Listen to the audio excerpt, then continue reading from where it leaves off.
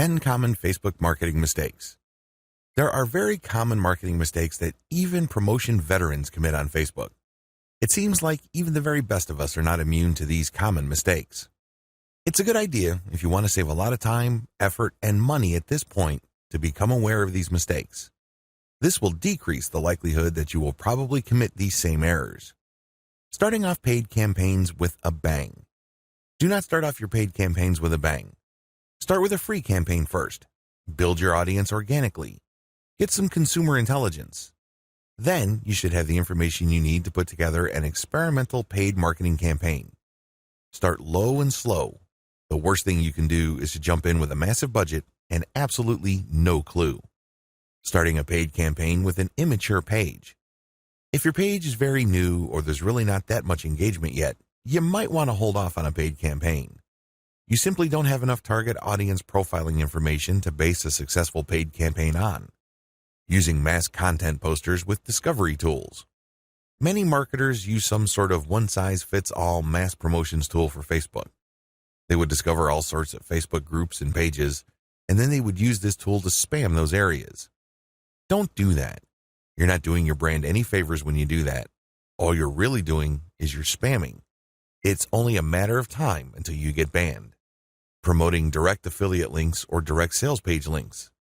There's an old saying, you can lead a horse to water, but you can't make it drink. By the same token, you can get a lot of people on Facebook to click on your links, but don't expect them to convert once they go to that affiliate sales page or your own direct sales page. Why won't people buy? After all, they did click on your ad, right? Answer, they haven't been properly qualified. In many cases, they click out of curiosity. Maybe they clicked by mistake. Whatever the case, you still did not get a sale. Posting direct links is not the way to go.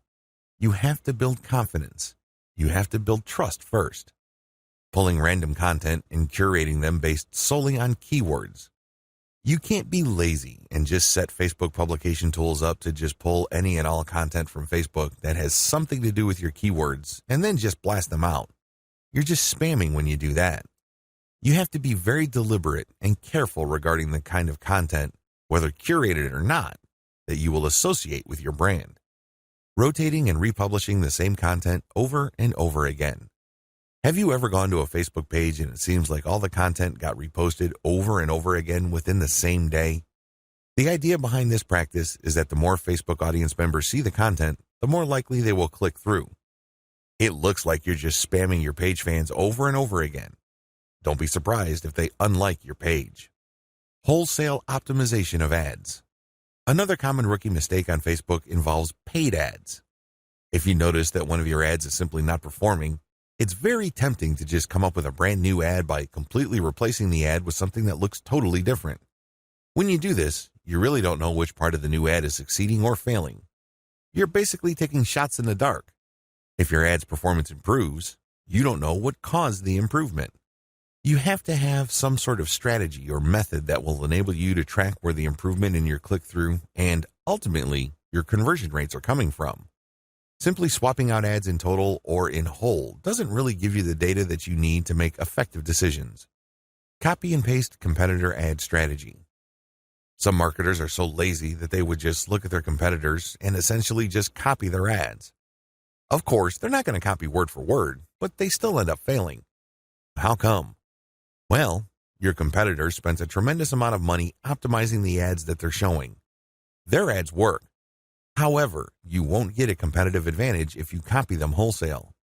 You can't just copy somebody's ad without knowing what you're doing. Indeed, only a certain portion of your competitors' ads truly deliver results. If you don't know what you're doing, you don't know what portion that is, so you're basically taking a wild stab at your ad's design.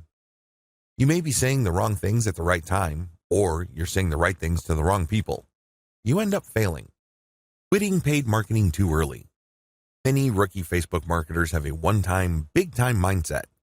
They've heard of how awesome Facebook traffic is, so they put together some hard-earned, precious capital to run an ad campaign.